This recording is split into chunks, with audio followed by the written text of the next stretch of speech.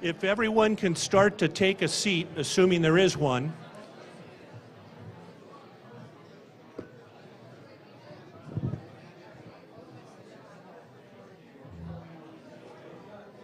We're going to try and get going, so if everyone can please take a seat.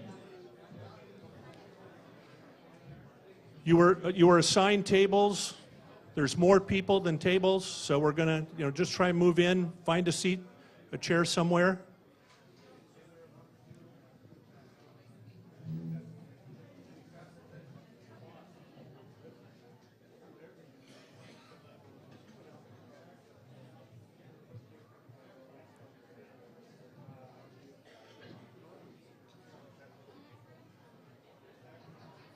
Okay, good morning everyone, and welcome to the first specific plan workshop for the Concord Community Reuse Project. I'm very pleased to see such a great turnout, and I know we've got more people in the hallway that would like to be in the room, and we'll try and make room for them with chairs on the sides of the room.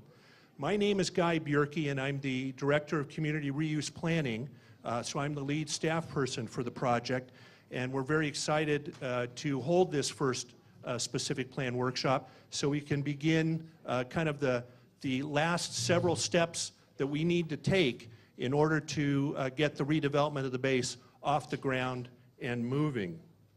It's my honor and privilege right now to introduce our city council members that are in attendance with us. I know our new council member Carlin Obringer is here. Carlin? Oh, Carlin Obringer.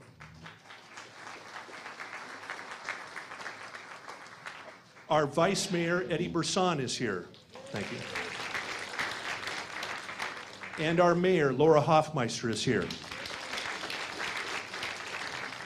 The Mayor wants me to remind you, before she welcomes you, that we do have Spanish translation available. So I'm going to let Patty. Hi, good morning. Muy buenos días. Si alguien va a ocupar traducción del inglés al español, yo voy a estar aquí disponible. Hay unos audífonos que usted puede recoger ahí en esa mesa. And basically, I just said if there's any Spanish-speaking families, they can pick up headsets. So if you see someone that speaks Spanish that might not have picked one up, please send them my way. Thank you. Thank you, Patty. Madam Mayor. Yes. Wow, what a wonderful turnout, especially on a Saturday morning of our community. We're really pleased to have you all participate in the public workshops for our community-based reuse planning process. We will have a couple more workshops later this year as well to engage the community in the planning and the specific planning of the base. So we're really excited to have our community come out and help us give their ideas and their thoughts on what the details and the specifics should be for the phase one of the base reuse planning effort. So again, welcome and thank you all for being here, and we're happy to see you all enjoying yourselves, and I think you're going to get a lot out of it, and we're hopeful to receive a lot of your input as well through our Citizens Advisory Committee. And I know we have our chair, Dan Helix, here from the Citizen Advisory Committee, and our other Citizen Advisory Committee members. Can the Citizen Advisory Committee members please just stand up? It's a cross-section of our community that we have that will be helping our city council. Thank you. And what they're going to do is take some of the input through the community's participation, and they're going to create a great recommendation to the city council when they get to that point in the process here about a year out from now, maybe a little bit longer. So thank you again for being here this morning, and welcome. Thank you. So there are a couple additional introductions I need to make, and a couple really huge thank yous for getting this all organized. One, there are a couple additional elected officials in the room, and I appreciate them coming out to participate in this process and to hear from you, as well as learn where we are in the process. One is Greg Enholm from the Contra Costa Community College District. He's in the back of the room. Thank you for coming out, Greg. And the other is Beverly Lane, who is the president of the East Bay Regional Park District Board, and she is our representative on that board. And I'm going to ask Bev to explain a little bit about where the Park District is in the planning for the regional park. So Beverly.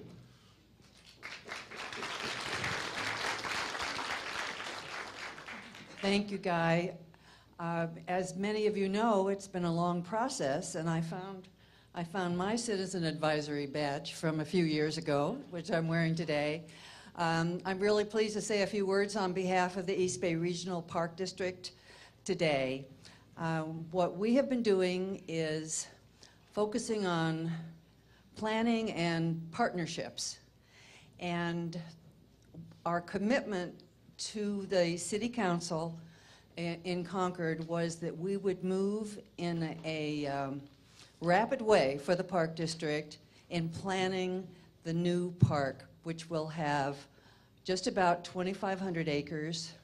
It will provide interpretive services, picnic tables, trails, and a new visitor center in partnership with the National Park Service. And we are in the process of doing that planning. And for those of you who haven't seen some of the examples of the planning, we have some display boards around the corner here, and I hope that you'll take a look at them. And we also have one of our staff members there to talk to you about it. We are working in partnership with the National Park Service, with the Navy, with the Fish and Wildlife agencies, and with the city in moving to have this park ready at the time when Concord will need this park. And we have been really pleased with the ability we've had to communicate, and we know that you're eager to see this happen soon. So I want to say thank you to the city and to Guy for their efforts to make things go smoothly, and to let you know that this park indeed will be a reality. So thank you.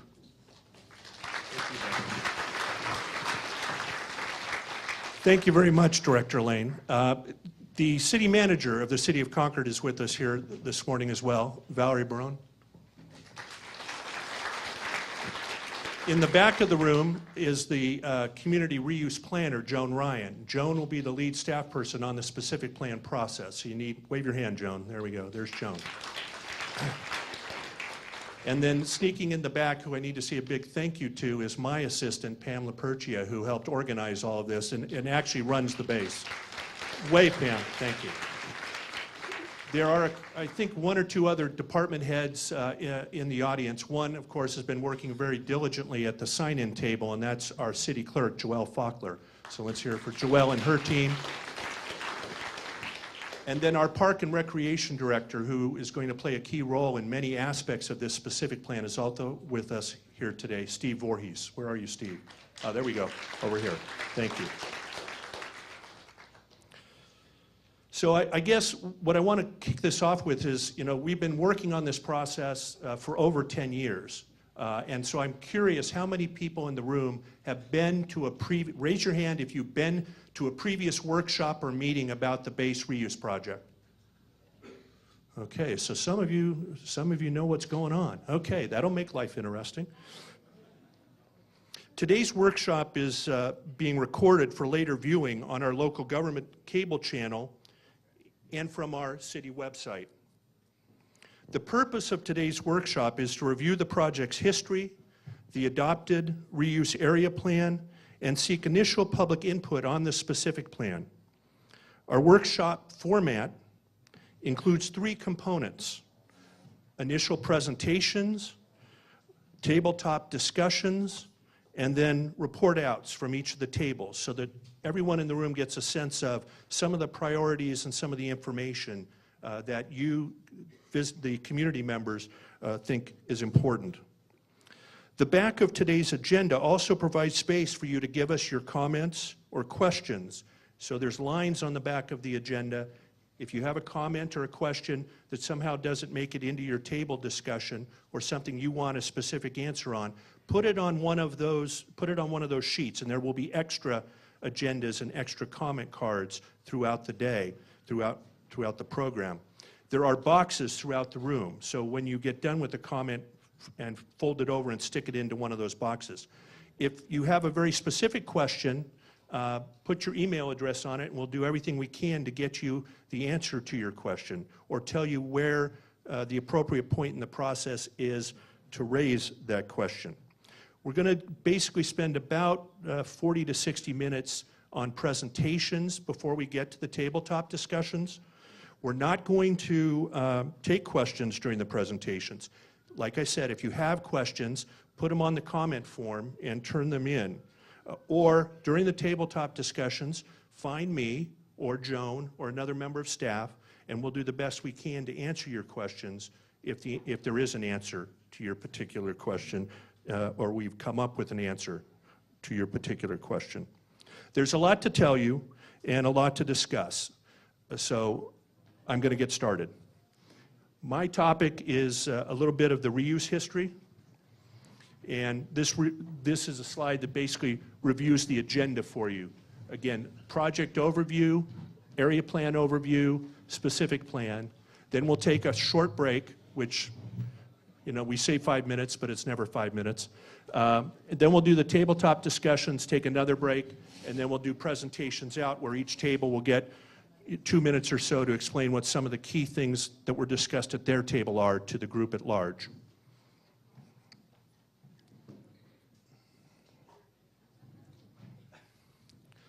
So now I want to take you through the site's history, and I think some of you are pretty aware of this, but the tidal area, which is that area up against Sassoon, is controlled by the Army. So when the Navy surplused the base, the Army said we want to maintain the port and those facilities, and so it's now called MOTCO, Military Ocean Terminal Concord, and the Army provides munitions to the Pacific Fleet, to their folks, and receives material returning from the wars in Iraq and Afghanistan. The reuse area that we're talking about is the lower area, the inland portion of the base. That's approximately 5 miles in length. It's off Highway 4, and when you look at it from this angle, you see that it's actually surrounded by 3 BART stations. The North Concord BART station is right next door to the base. The Concord BART station downtown is actually closer to some parts of the base than the North Concord BART station is, and then of course the Pittsburgh Bay Point station.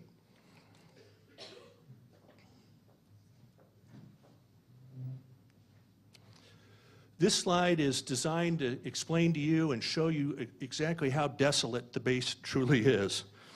The Navy still owns all the land, and the Navy is responsible for cleanup of the site to the satisfaction of the state, federal regulators, and before transfer can take place. Currently, the base has a number of storage magazines, administrative buildings, a rail system, a small airfield, and of course, a lot of beautiful open space. What the base doesn't have is many roadways, it doesn't have sewer service, it doesn't have drinkable water, it doesn't have very much electricity, it has no gas service, and many of the utilities that would typically be in a development do not exist there. So in many ways, in the redevelopment of the base, we're starting from scratch.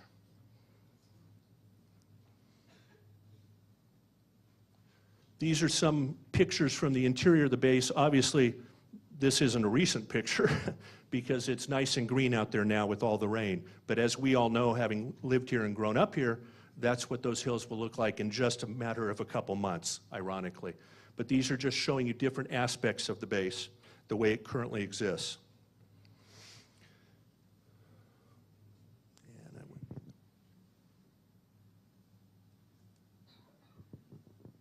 In 2005, the base was put through a BRAC round, a Base Realignment and Closure Commission decided that this base was surplus and should go through a process of redevelopment. And because the base is entirely, or the inland portion of the base, is entirely within the city limits of Concord, the city was designated as the local reuse authority by the Navy and given the opportunity to make a plan for the base. As discussions began, we talked about different goals in meetings much like this one regarding jobs, housing, open space, preservation of natural resources, pedestrian and bicycle trails, and community facilities. And for Mr. Smith's benefit, that includes potentially library. So all sorts of things were discussed in our process. From 2006 to 2012, we held over 85 public meetings, including workshops, council study sessions, formal council meetings, planning commission and park and recreation and open space commission meetings, neighborhood and business association meetings, stakeholder meetings. We met with all sorts of groups from all sorts of perspectives to discuss the vision that we had for the base, for their vision and for a combined vision for the base. We also had a community advisory committee during this time during the first part of this time that met on a monthly basis and provided additional input into the planning process that we went through for the base. Throughout that process, we developed these community visions and goals. That we want a world-class project, an innovative project benefiting future generations. That we want to take a balanced approach to the project, balancing community and regional needs for housing, jobs, parks, and more. And when you see the area plan, and the area plan is discussed, you'll see how that balance has taken shape in the area plan. The project has to be economically viable and sustainable. In other words, it has to cover its own costs, and it can't be a drain on the existing community. And then quality of life. The concept is that what we develop out there has to add to our quality of life, provide new opportunities to live, work, and play in Concord. Once those principles were agreed to and moved through the process, we then turned it into a reuse plan in which various alternatives of how those types of principles might look in a development proposal. And at that point, we had roughly 8 or 9 different ways you could deal with the entire 5,000 acres that is the inland portion. But at the end of the process, in the reuse planning process, we ended up with an alternative called the Clustered Villages proposal, a proposal that saved a significant portion of the base as regional open space, created a buffer between the existing neighborhoods and the planned development on the base, and also balanced the development of the base and what we're likely to see in terms of revenue and costs with the need for the money necessary to maintain the entire base. We then went into a process after adopting the reuse plan in January of 2010. That was a federal document that the Navy asked us to put together for them. But the city has a general plan that guides land use development in the community. And there were many members of the community who said, well, until it's in our general plan, it's still just a piece of paper. And so the city then moved between 2010 and 2012 and converted the reuse plan into what we now call the reuse area plan. And it was put into the general plan of the city. Since the adoption of the area plan, we have been working on a whole slew of things in order to implement the area plan and bring base redevelopment to fruition.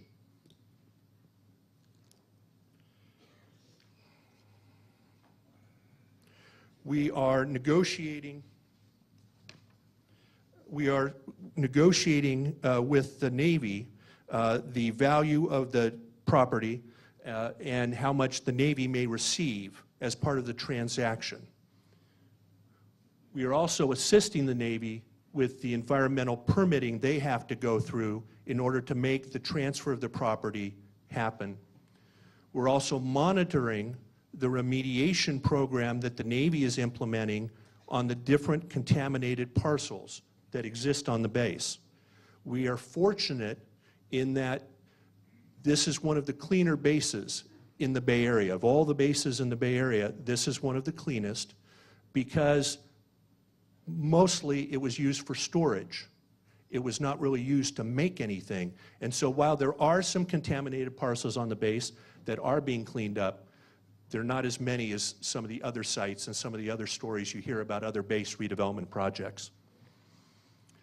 Also during this time, The city went through a 2-year process to select a master developer for the first phase of the project, and that first phase is 500 acres. The City Council chose Lennar Concord LLC as the Phase 1 master developer in May of last year. The company called 5 Point is managing the project for Lennar. Now we're starting the specific plan and infrastructure master plan to map out utilities, roadways, and services for the entire development area. The process will include an environmental evaluation under CEQA, which is the California Environmental Quality Act.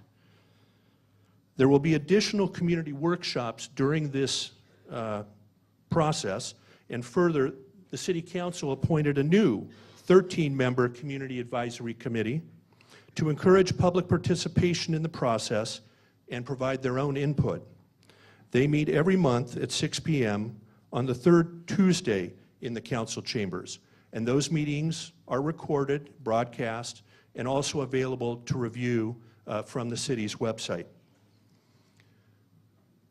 The last thing I want to do is kind of focus our discussion today. There are 3 areas around the base that are not the subject of our specific plan.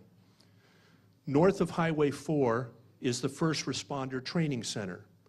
That is going to be a public benefit conveyance that the county will receive, and they are developing a plan to turn it into a facility to train law enforcement and firefighters.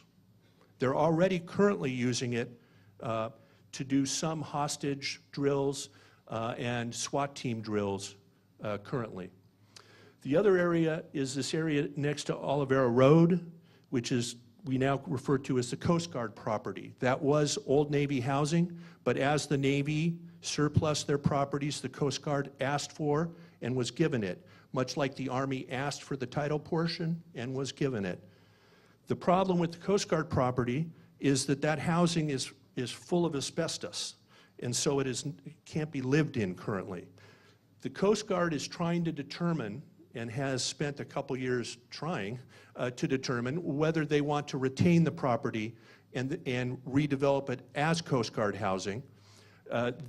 They may do that, or they may decide to surplus it. And if they decide to surplus it, it is likely that the city will work to incorporate it into the base project and help us provide additional access into and out of the base. And then, of course, the biggest area that we're not talking about today, although if you have ideas, go ahead and put them down anyway, the regional park. The regional park, as Director Lane explained to you earlier, is being planned by the Park District. They are going through their own planning process. The boards out here show you what they're looking at doing. The regional park really serves 2 purposes for this project. It not only provides us a great regional park, but it is also helping us and providing us environmental mitigation for endangered species and other things, and making the project financially viable. So our next presentation that we're going to move on to will be a presentation by the team that is leading the design of this specific plan, and that is the Lennar 5 Point team and their designers, Hart Howerton. They're going to talk to you a little bit about the area plan and what is in the existing area plan, and then some of the key issues that they would like to get your input about related to taking that area plan and turning it into a specific plan. Those of you who have been to previous meetings over the last 10 years know we're not starting from scratch. We have an area plan, it is in our general plan, and we're now trying to take that area plan and be more specific. That's why they call it a specific plan. So we're going to try and get down to the nitty-gritty about what we would like to see in these areas rather than just colors, okay? So now I'd like to turn it over to Rachel Flynn, who is the the Vice President of Planning and kind of the project leader from the Lennar 5 Point team. Rachel. Let me get you set up. Thank you. Thanks, Guy. It's a real honor to be here. We are very honored to be the selected developer for this once-in-a-lifetime opportunity. These types of properties don't come along very often, certainly in the Bay Area, let alone California or the country. And we're just excited to get started with you. So we're really glad to see such a good turnout here. And I wanted to introduce our team. Let's see, where are the buttons here? There we go.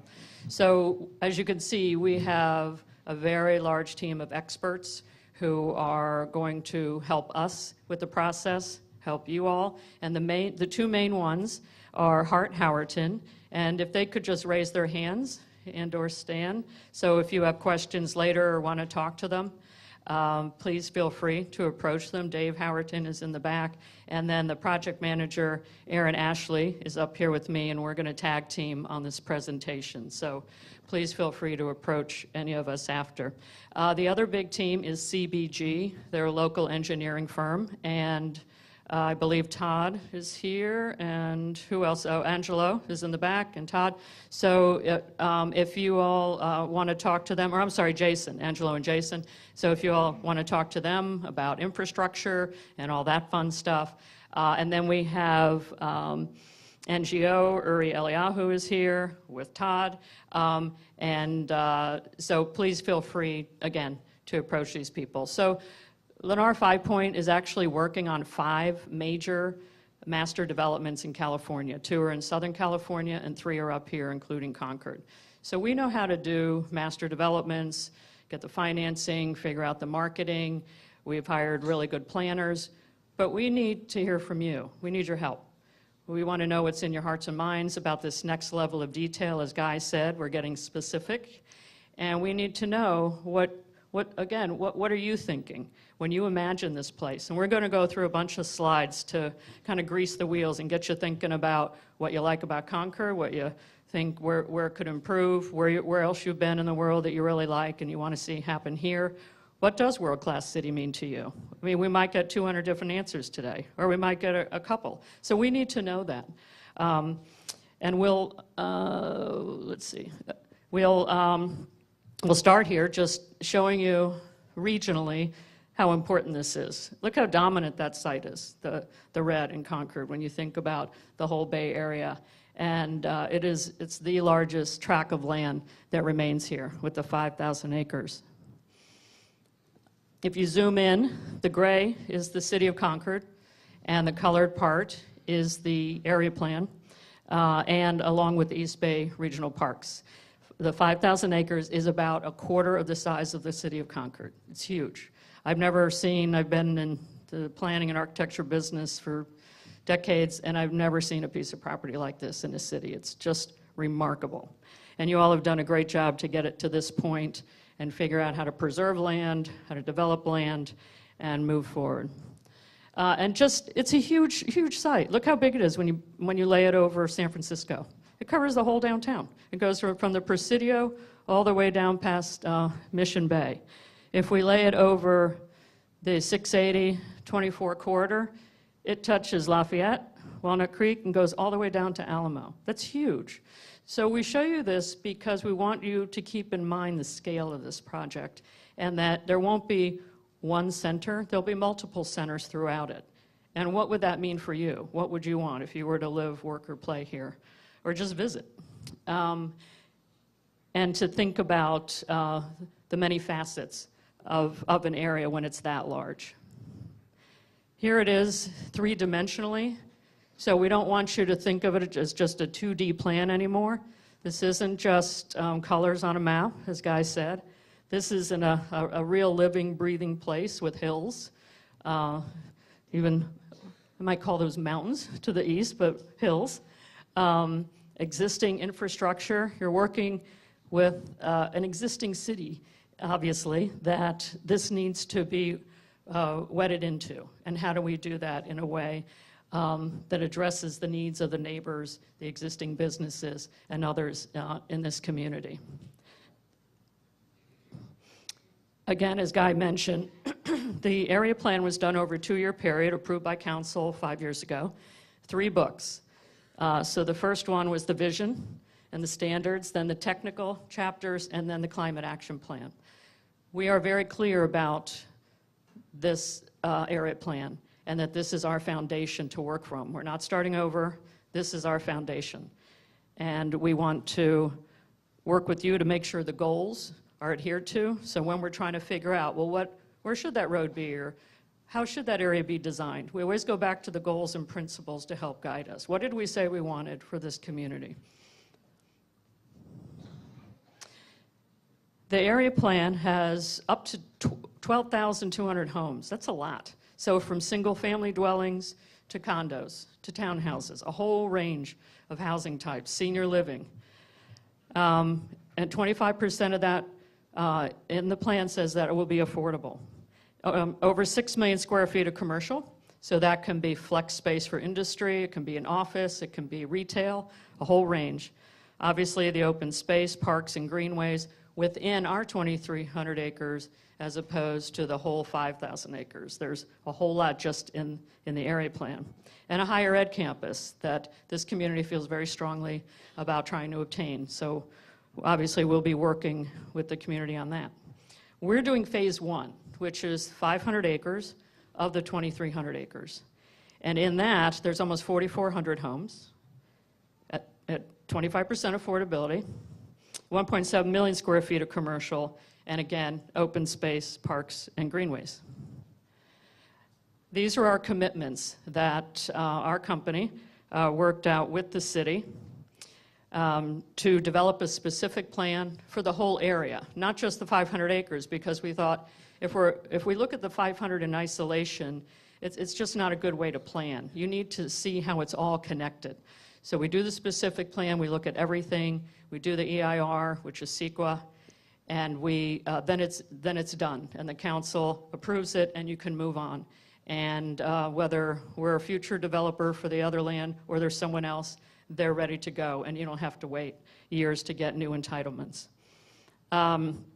We're covering costs for the city, again, 25% affordability, including a $40 million contribution to affordable housing, almost 80 acres of parks and greenways we're building, 2 community centers, a new school, widening of Willow Pass Road, providing what we call the Concord Circulator, not just within the development, but connected to the city. $20 million donation for community benefits, a tournament park, and a profit-sharing agreement at the end of the project. So here we are back to the plan itself. And as we were saying, these land uses, which is one of the key components of the plan, it's not just colors. That pink does not mean there'll be pink grass in that area or yellow asphalt. This is a real living place. So we wanted to take you through each of those land uses so you really understand them.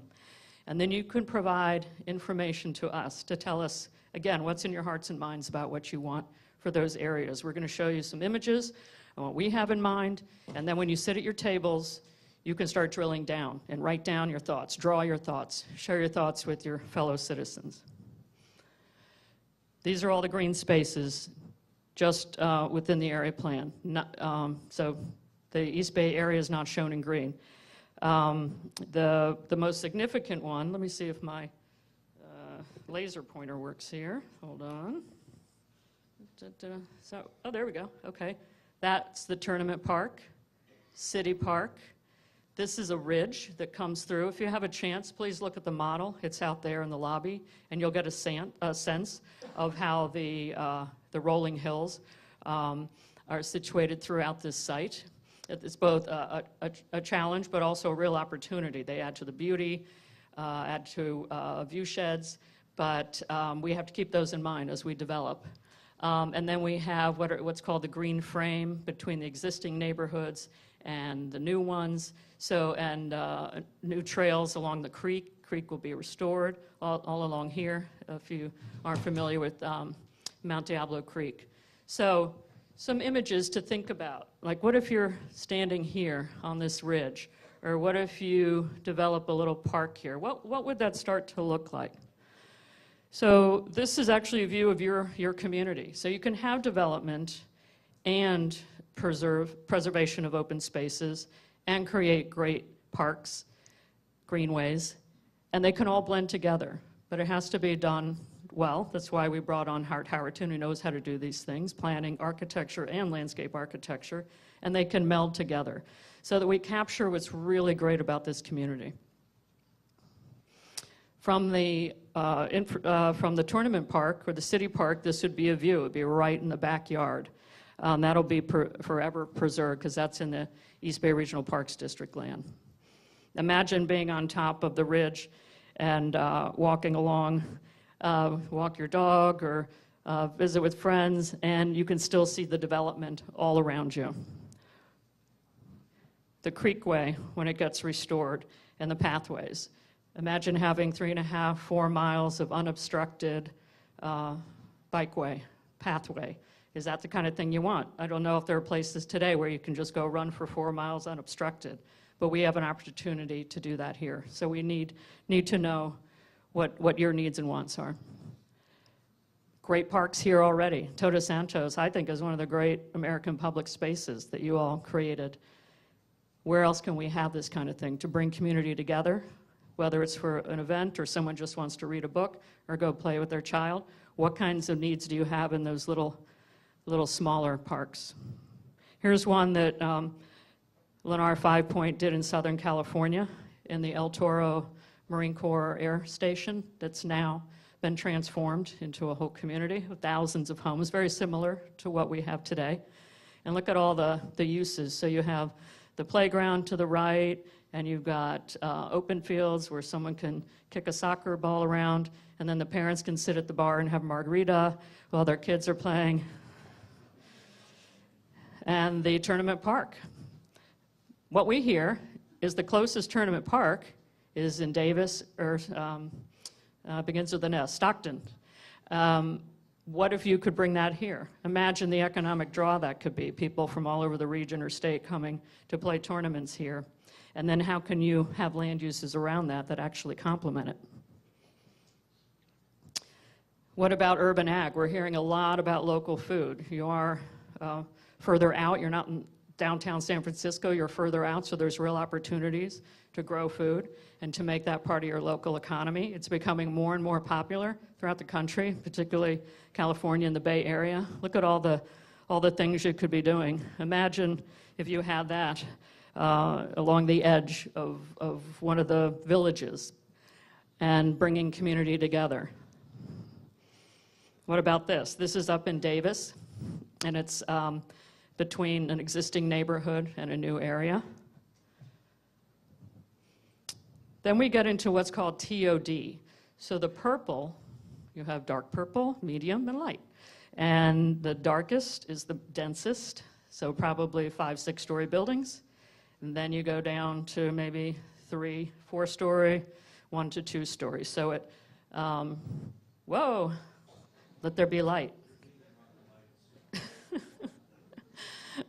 Can you still see the purple? So TOD means transit-oriented development. The idea is you maximize when you have a major asset like the BART. It's very rare for a community to have this size to have 2 BART stations. It's remarkable. And so one of the goals that came up in the area plan is to maximize that and figure out how we can use that land in a more effective and efficient way. So TODs have really been around for centuries. That's how we used to build. It was very dense, and then you left all the land around it open and available for farms, forests, enjoyment. So this is similar to what we have. So Mount Diablo's in the background, and then the BART station comes across the bridge, and then you come into the town. And so why do we love this? When we see this image, we're like, oh, I would like to be there. What is it about that? That's our job. That's what we do for a living, and we know why why it works. Why the architecture is successful, the scale, the proportions, and all the elements. And that's what we want to work with you on. Imagine if you came off of BART and you saw this, and how welcoming that is, and how you feel part of that community, or if there was an event there. This is in Concord. This isn't in Pasadena or wherever. It's right here in Concord. And your planners have been working very hard to figure out how to do denser development, particularly in the downtown, that has high architectural standards and allows for different opportunities for living. I'm going to turn this over to Aaron, who will take us on the journey for the other land uses. Thanks, Rachel. So it's, we get the privilege of working around the world in some pretty interesting places that look like Italy, that look like Concord, and so it's fun to dream about what could be there. And the area plan is a phenomenal document that says, we could have this, we should have this. And our job is to really translate the we'd love to into how do we get it. And so when we talk about things like density or transit-oriented development, it's how do we translate that, one, how do we understand it as you all know it? Because we're quickly becoming experts on Concord, but I'm 6 weeks on the job. So we're really here to learn from you and learn what works and what doesn't work. And comment cards that say, boy, I really like this place, but man, this place just doesn't work. Can you fix something or don't do it like this? That's super helpful for us. So as we get into this, Rachel and I wanted to show you images of places when we see Concord, we say, well, that's really interesting. So she showed a picture from northern Italy. This is either Bologna or Todos Santos. And I think what's interesting about an arcade like this, whether you're in Santa Barbara or Concord or Italy, is it's a great place to stroll and shop in a high-density area that keeps you out of the sun, keeps you out of the rain. And so we're thinking, well, that's a really interesting climactic architecture that we'd love to see here. As you walk a little bit further away from Todos Santos, and it's still very high density, but you know what? Nobody wants to live right on a busy street. So what if we had a little bit more landscape? So here's a high-density residential building that's got a little bit of breathing room from the sidewalk, but you got a nice walking environment with a pair of trees. You walk a little bit further down Willow Pass, and the density relaxes a little bit. So again, a 5-minute walk from the North Concord BART station would potentially start in a very high-density urban place, Bologna, and relax into something that, you have a little breathing room between you and your neighbor, but it's still very walkable to all those urban needs and wants.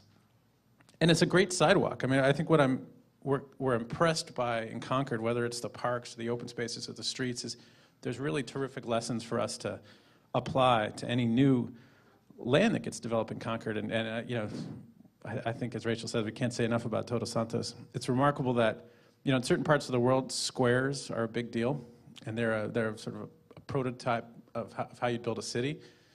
Here, there's Concord, Healdsburg, Sonoma, Napa, and you're hard-pressed to find a really great urban square beyond that. So clearly, Concord has something special here that we don't want to replicate, but we want to enhance or take those ideas and really apply it again. 6 million feet of commercial space, as described in the area plan, probably doesn't mean a lot to most people. We trade in a little bit of jargon. So for us, 6 million feet, a World Trade Center tower was 4 million feet. So I lived in New York, so I just think in square feet. Broadway Plaza is 1.5 million square feet of retail. Concord today has about 3.5 million feet of Class A office space. So we're talking about 6 million feet of commercial stuff. So that could be industrial, office, retail. The important thing is it's employment, and it's a really great driver of real estate value, energy, and reverse commute. And so traffic's a big deal. And if everybody's jammed onto 4 trying to get somewhere else, and instead they're getting here, or they're not leaving Concord because they can work here, that's a great thing for Concord. If you look up and down the 680 corridor, you get really the history of employment over the last 50 years. So San Ramon, whether it's Hacienda Business Park or Bishop Ranch, that was the way that people thought about employment, and it's still, I think there's 18 million feet in San Ramon of commercial office. But when you're in the business that we are of running a company, it's about recruiting and retention. And so a place like downtown Concord is really more interesting because people can drive there from the parts of the county that they live in. People can BART there. It becomes a much more flexible place to think about working. And so what's interesting about the North Concord BART station is has yet to get any of this, but certainly downtown Concord, Pleasant Hill, Walnut Creek, all the way into city, every BART station is a center of energy and typically employment energy. This is the new Uber headquarters, which is the old Sears building in downtown Oakland.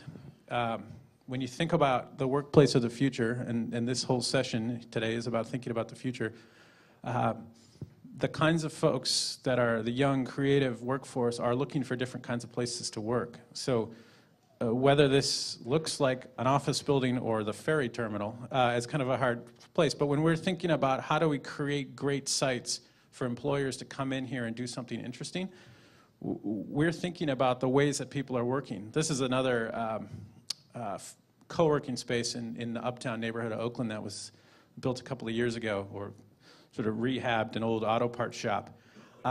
This is the heartbeat of this uptown community where there's a lot of new high-density residential and new office, but these are the kinds of spaces that have a ton of relevance for workforce of all age and all types.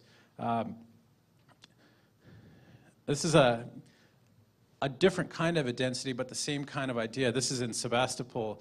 It's basically an incubator space for industrial. So there's a lot of obviously wine and beer industry up there. And this is effectively a funky, cool place that has, it's sort of an office park of the future for industrial.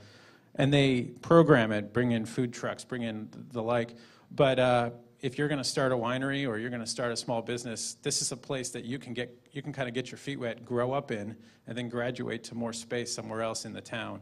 And so we could imagine this kind of incubator. How do you make places for people to start business here on the site?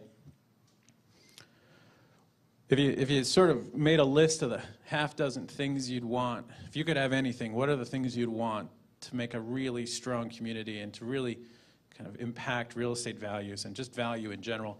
And a university is at the top of the list, right? I mean, the idea of having the best and the brightest in the heart of your city is a great one. And so, of course, the notion of dedicating 120 acres, 2% of the overall plan, but a significant portion of the developable area to higher education is great.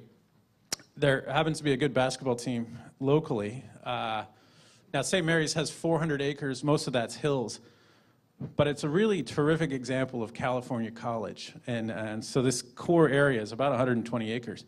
And it used to be that if you had a higher education campus, it was out in the middle of nowhere, Stanford, St. Mary's. And now the most sought-after universities are NYU, UCLA, places in the heart of a city where you can walk right off campus and there's residential and shopping and workplace. But there's something about the courtyards and the way that St. Mary's fits into the hillsides. It's really easy to imagine, well, those are the hills in Concord, and this is the campus, and it's set right against this natural open space. And wow, what an interesting image. So we're not saying that this is the architecture, that St. Mary's is the goal, but it does really bring together all of those elements of community where you can work here and educate here, and every kid in town has the aspiration of going to that local school. There's a lot of yellow on the map, and yellow, we all live in yellow. Yellow is residential, and there was a sense that came through in the area plan that we don't just want residential going forever, that we want a walkable, social series of residential neighborhoods. And so each one of these yellow pods has a little purple square in the middle. And the idea there was, I'm going to have a great place to live on a great street. I'm going to know my neighbors, but I'm going to be plugged into a larger kind of social dynamic. So my neighborhood, which is about a 5-minute walk in any direction, has a whole range of different folks that live there, and people living in houses, townhouses, apartments. And if we live in close enough density or proximity to one another, there's kind of an upside. There's a little market. There's a dry cleaner. There's a few things that are walkable. Now, again, we're becoming students of Concord, so we drive around and look for great streets and great examples. And so, you know, just off the precinct of the site is a great little street where you start to feel, this is great. And this is about the density at the low end of what's been proposed in the area plan. So this is, 4 or 6 to the acre.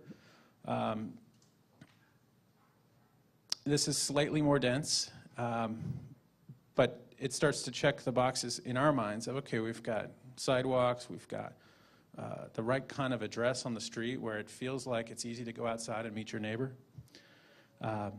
As you get a little bit closer to town, the density comes up a little bit. So here's detached, but closer. So here's maybe more of a, this is encouraging a little bit more walkability. So as you get closer to those purple squares in our diagrams, everything starts to feel a little bit more urban, but still has those elements of community, like a front porch. And there's a neighborly aspect to all of this.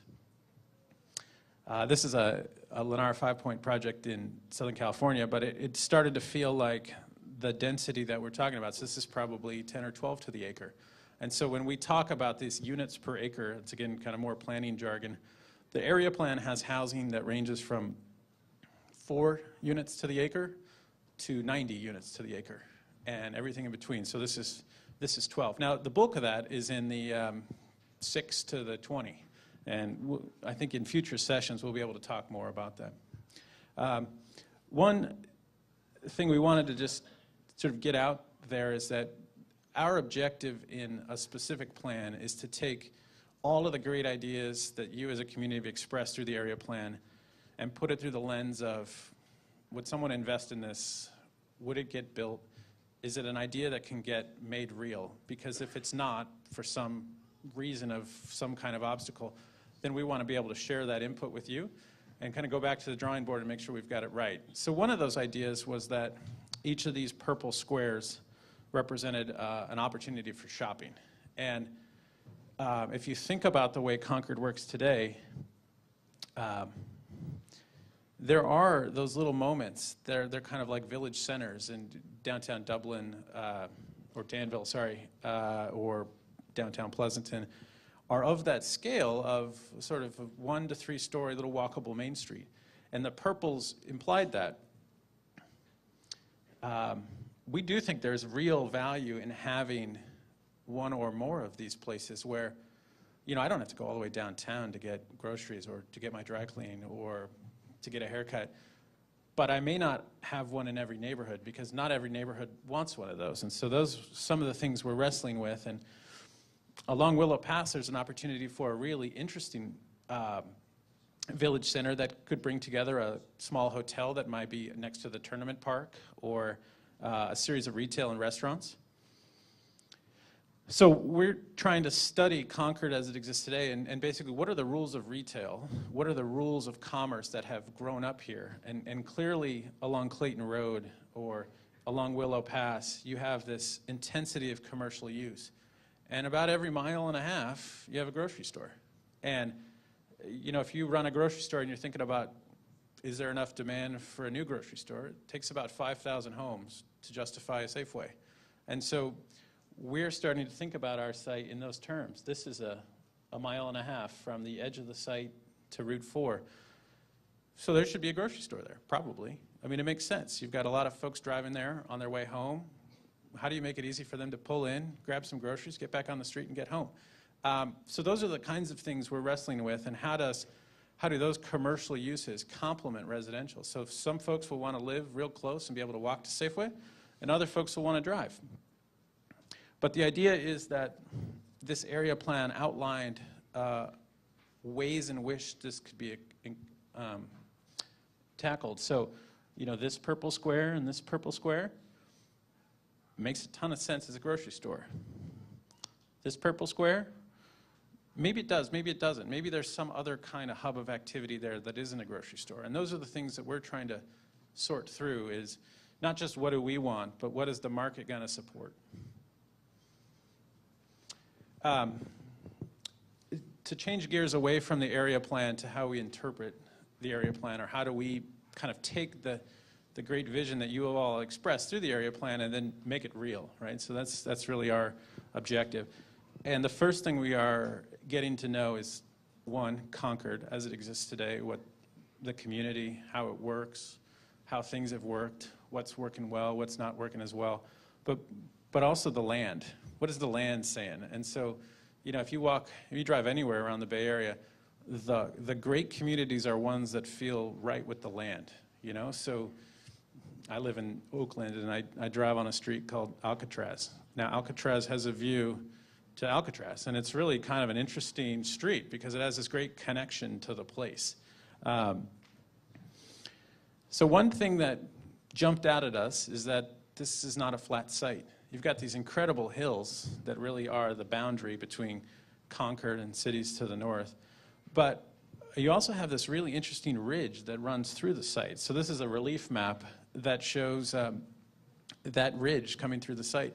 And it's about 120 feet above the flat area, which is great on a hike, but if you're building a building, it makes it a little tricky. Underneath the landform, this is a soils map, and we put this on not to get overly technical, but basically to say there's 50 kinds of clay here.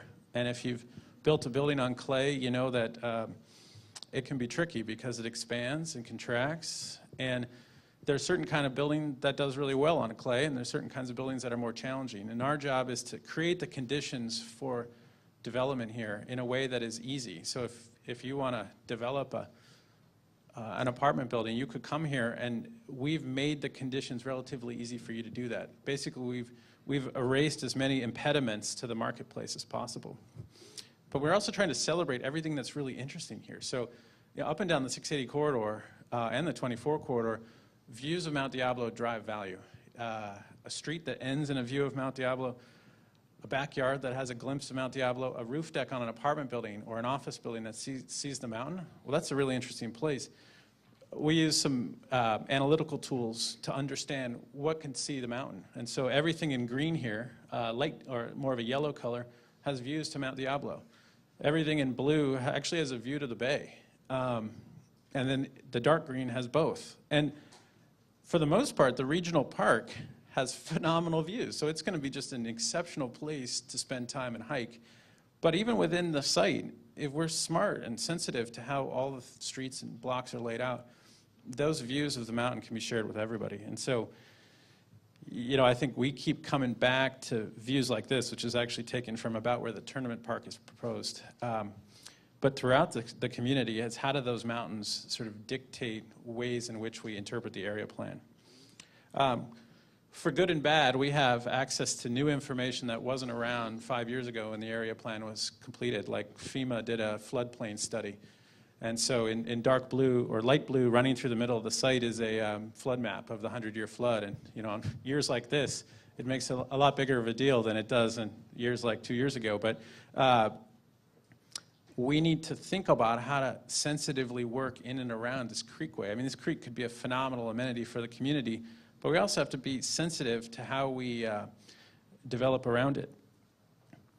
If anybody stood out on the golf course in the summer, you're aware of the breeze, or more than the breeze.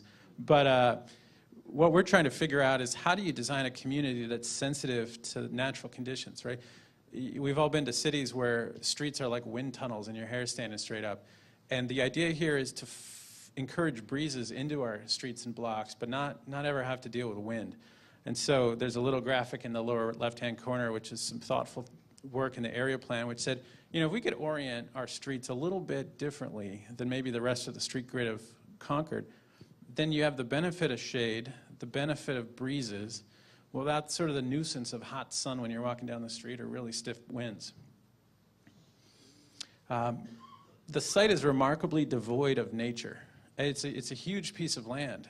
And unfortunately, through the Navy's uses of it, has very little species. So that happens. What we're trying to reconcile is those species that are there. In this case, the bright yellow is a habitat of the tiger salamander, the California tiger salamander, which is an endangered species. And there are really strict rules about staying away from sensitive salamander habitat. And then there are other rules about if you're further away but a salamander might wander over here, how do you develop? And so we're thinking about these things, and we have to test the area plan against some of these biological issues. There's a handful of wetlands on the site, some of which are created just because the Navy dug a hole and never filled it in, some of which are actually wetlands. And we're trying to sort through, all right, so how do you deal with these? And what's the right, most sensitive response? And then, Guy alluded to this. As we kind of transition from sort of the natural factors that really influence how we make decisions, we get to the man-made ones. And in some cases, these are harder. Water. Critical component of a community. Needs a water tank to pressurize it. Needs a remarkably big pipe to bring it here. There is no water on the site today, drinkable water. And so how do we sort through the best way to connect into the city's infrastructure? And the city's infrastructure really across the board was right-sized.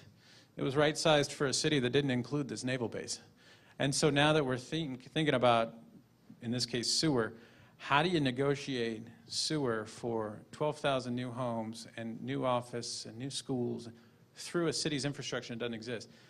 And unfortunately, you got to dig a lot of holes. So we're sorting out now, our team, through what's the right way to take this new infrastructure through the city, which in effect is upgrading the city's infrastructure. The benefit, though, of coming in a little later, and in some cases 40 years later than most of the city, is that we're getting to do things that the city isn't set up to do, like use recycled water to irrigate landscape. So we've got 786 acres of park in our area of the specific plan. Concord today has 600 acres of parks. So we're more parks than Concord has today, which is a huge irrigation demand. And we have the benefit of using recycled water, which is treated effluent, so all the sewer flows downhill to the water treatment facility, gets in a new pipe, comes back to the site. But we still got to negotiate how that comes through the city and how it works. And so those are the kinds of things we're sorting through now and are remarkable form givers to what we're doing. Easiest thing actually is power. It's pretty prevalent out here, so with the minor addition of a substation, we can bring power to the community. But if you think about what we're sorting through, we've got a piece of land that's 5.5 miles by 2 miles, and power, sewer, water, gas are all on different corners of it. And if you're even just re-landscaping your yard, you wouldn't start on 5 different corners at the same time. You'd likely want to start in one corner and make it easy on yourself. And so what we're trying to figure out today is, well, how do we do that? One of the ways is to require less. The area plan, effectively, the community demanded, rightfully, a very forward-thinking approach to infrastructure. And there's a whole chapter of it in the area plan called the Climate Action Plan. And effectively, this says, hey, we're a community that's thinking about the future. We should use less greenhouse gas. We should travel less in cars. And they went so far as to quantify what that meant. So the graph on your right is the greenhouse gas emission with the area plan as it's been described. And the one on the left is if you did business as usual. And so that's not an easy thing to meet, but it's a great objective for teams like us to set the conditions for how do we make this place better. We were working on a piece of land in the Southwest right around 9/11 when somebody had found a way to dismantle the power grid near Fort Knox. And the response from big companies was, well, I don't want that to happen to me because my business is going to go down. And so what we were figuring out is how do you, through sustainability, create a more compelling address for businesses, for homes. Basically, this is the place where the lights are on, where they're not on anywhere else. And that's kind of the line of inquiry that we're taking into sustainability is how do you make this place exceptional and attractive so it's not just a new piece of land, but it's a great piece of land. Traffic is a big thing, I think, everywhere in the Bay Area. I mean, today was amazing to have a 9 a.m. meeting here because I could get here in 15 minutes from Oakland, where normally it's, an hour and a half in the afternoon. And on site, we got to build hundreds of miles of road. So if we can do it in a way that reduces how many times you have to get in a car to do all those things you want to do every day, take your kids to school, to daycare, go to the grocery store, go work out, then we've done our job reducing vehicle miles, and it has a significant effect on the performance of the community.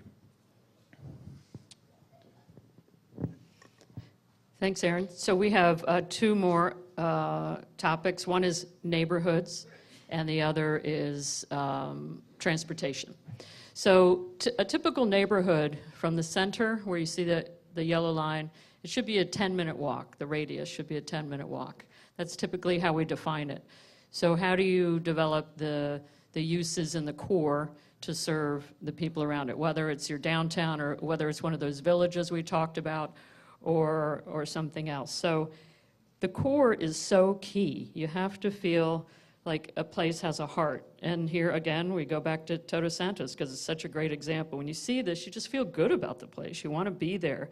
You're part of the community. You can just stroll in and out, meet your friends, be alone, be with your kids, whatever, but it has to have that heart. And from there, you can develop the rest of the neighborhood.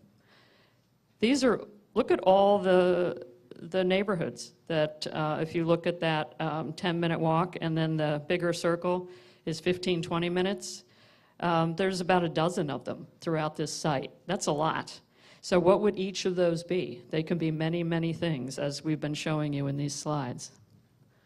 This is one in Oakland, kind of Oakland-Berkeley border, and you see that strip right there where, let me get my handy-dandy, this is the commercial core, and then all around it are the houses of varying types, from multifamily, 3-4 stories, all the way down to bungalows. So again, it's that walk, and businesses know this, and they're measuring how many people are around them and who's going to shop in these areas. So we'll be looking at that. These are some of those images in that core. Next, we want to wrap it up with transportation, and it's so critical. For years, we've been treating transportation like it was just a pipe. You just had to get through it. But streets are so valuable. It's where you provide access to cities, to the goods and services in cities, and help businesses thrive. And if they can't get to them, it's not going to work. So we've learned a lot about street design and connectivity and access and multimodal uses to help with the economy. And one of the big goals in this project was the economic viability and sustainability for this project. So let me just show you a few slides about what we have here. So here's the existing BART station. That's where you come out. But look at all this parking. It's not a great use of the land. So BART is looking at redeveloping that as a TOD, like we were talking about before. Again, imagine if you came out and there were all these uses there where you could arrive at your home quickly, or your business, or that store, what have you, a plaza. So right now, it's not maximized. These people in Sun Terrace can walk there, which is convenient. The Holbrook neighborhood and Dana Estates further down, it's a bit of a walk, but how can we make that much, much more connected? Our densest development will be right in here. Remember that the darkest purple? That was right here. A circulator for Concord. We'll be having them run, not only through the property, but from existing Concord into the development. So it's what they call that last mile. If you don't live in a 10 to 20 minute walk from BART or the bus stop, so BART, you would need to do the last mile. So you get on a shuttle bus or circulator, and that'll bring you to BART. So if you're 1 to 2 miles away, then you can still get there. And just so you know, from the BART all the way to the end of that, what we call the tail of the villages, that's 3.5 miles. And in the north-south direction, it's 1.5 miles. And unless you bike, you're going to need to have a circulator. BRT is called for in the area plan, bus rapid transit. It's a new way. It's kind of like a streetcar on wheels. And they're dedicated lanes, and they're starting to build them all over America, and they've been highly successful. They come more often than the buses. They're more quiet. They're cleaner. And ridership has gone way up. They're building one in Oakland now. It's 10 miles from San Leandro all the way downtown. And here it is in Oregon. But it's shown in the air plan through the main spine that goes through the entire site, all the way down by Bailey Road, all the way up to the BART. So that's something we'll consider as we're planning. Right now, Willow Pass is a 2-lane road, 60 miles an hour. People are basically cutting through. There's 21,000 cars a day on this road, and they lead up to Highway 4, 180,000 cars a day on Highway 4. And some of the people take a shortcut through the city. How do we maximize that value? Because right now it's just noise and pollution, but what if we can create value by providing goods and services so Concord benefits from 20,000 people coming through here every single day? Imagine. So some of the streets you already have. So we are obligated to widen Willow Pass to 4 lanes. But we also want to look at it as a way to ensure multimodality, so that whether it's the circulator or whether someone wants to bike or someone wants to walk on the sidewalk, we start to add those elements. Like this, where you see bike lanes starting to appear in more of the local roads, so that people can start to have options on how they travel and reduce traffic, quite frankly. Imagine if you had this along Willow Pass Road. People actually might start to walk more because they feel safer. Pedestrians know where to stay away from. If a car is 60 miles an hour right next to them, they're not going there, and neither will a cyclist. But if you provide that buffer zone for them, and you create enough of a width so that the mom with the stroller or the couple walking past can get past each other with enough room, these are the things we look at to make sure people are actually going to use these routes and these streets that we build. And trees, obviously. Here is this street. Can you imagine it without the trees? It actually helps calm the traffic. People feel better about it. It's like a cathedral in this community. Property values go up on streets with mature trees. It's really fascinating. But it more importantly, it just adds to the quality and how you feel about traveling through streets. Rather than just getting through real fast and getting it over with, how can you enjoy the experience and actually benefit from all that it has to offer? Here's an example of a street, more of a downtown, where you have the pedestrian zone, the furniture zone, as we call it. And now they're creating these cycle tracks where you're protected from the vehicles with a strip of landscaping. So everybody has their zone, and people feel, again, more protected. So these are the kind of things we're going to be looking at. How can we allow the through traveler, but also value the person who wants to get into the neighborhoods or get into retail areas? And then views. I think Aaron mentioned this. So imagine if you lived on the street and look at that's what the end view is, the focal point at the end. How you place streets, your most important streets. It really matters to the community. As I've gotten to know Concord, it's remarkable, the beauty all around it. And you turn a corner and you see something like this, and it's just a delight. And we need to maximize that. So at this point, we're going to turn this over to you for you to start telling us what you think is important for your community and how you would address the issues we've raised in the questions we've posed. And this will be about, where's Guy? Guy, about 45 minutes, 50 minutes? Okay. And each table has a facilitator who can answer your questions, orient you. There's a map in the middle of each table. We want you to draw, we want you to write, we want you to talk, share your ideas. We really want to get this right and hear from you on how we go to the next step in this specific plan. Thank you so much.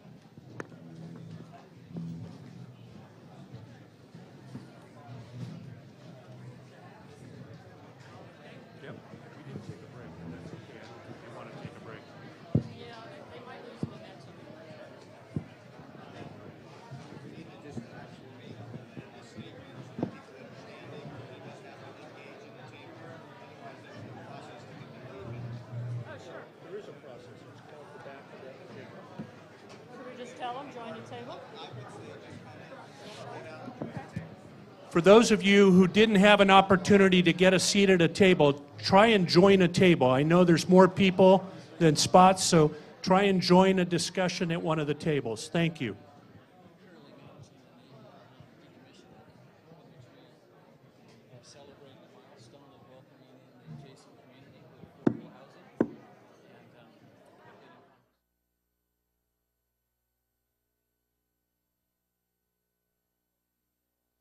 you guys can wrap up your discussions and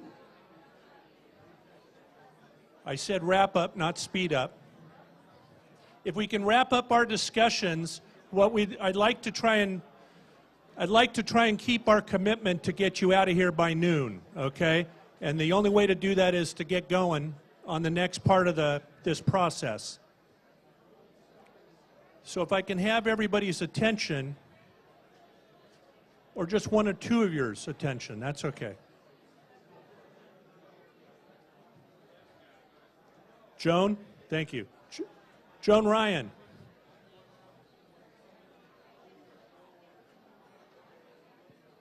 All right, the next part of the program is a report out from each of the tables. So I'm going to need each of the tables to choose one person to be the spokesperson for the table. So choose a spokesperson, and then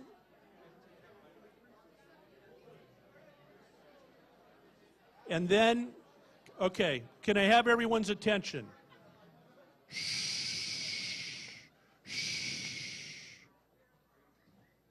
Thank you. So the next part, because I want to try and get you out of here by noon, because that's what we promised. So the next part is each table is going to have about 2 minutes. They're going to pick a spokesperson. That spokesperson is going to have 2 minutes to kind of highlight the key things or the key discussions that happened at your table. Now, if you have the misfortune of being the fourth table and 2 of the 3 things you said were also already said, then just do a ditto, or basically say, just point out that you agreed with something and then just focus on the unique thing from your table. This is going to be very important to the Hart-Howerton team and the Lennar 5-Point team as they begin to design the specific plan based on these discussions and other discussions. At the end of the report outs, I will explain to you the next steps and where the next parts of the process are likely to lead us, and what the next workshops look like, and when the Community Advisory Committee will be discussing what we're doing here today. So if every table has a spokesperson, I'm going to start at table 5 just because they look the most ready, and then we will work our way through the room. So if table 5's ready, thank you. Thank you, Alex. You're welcome. Hi, everybody. There we go. We're awake now. So the first thing I talked about was an entertainment district in Concord. Something not unlike a downtown Disney with a 25-seat touring house for theater shows. Something not unlike the Concord Pavilion. In the 70s, Concord said, we're going to build this thing that's going to bring everybody here, and this is the opportunity to do the same thing. Something that really puts us on the map.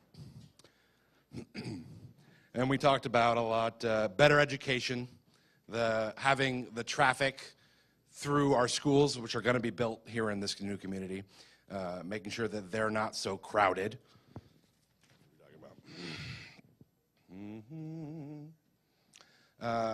Low-stress bike lanes, something where there's not a lot of, not even the chance of being hit by a car. Maybe a new hospital. I like the idea about reducing traffic.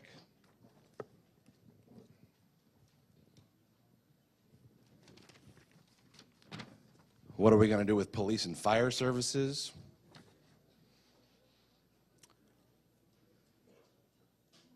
How are we going to take care of our homeless situation? We have this great opportunity to build all these houses. And our through roads.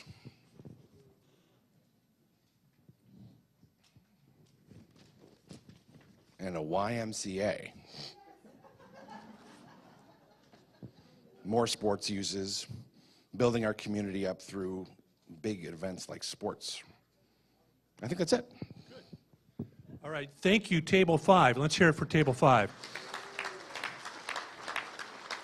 So again, if you've taken notes that you would like us to consider, remember there's comment boxes. Yes, Siri, I understand. There's comment boxes around the room that you can put them in. Let's go to Table 4. Who's very good?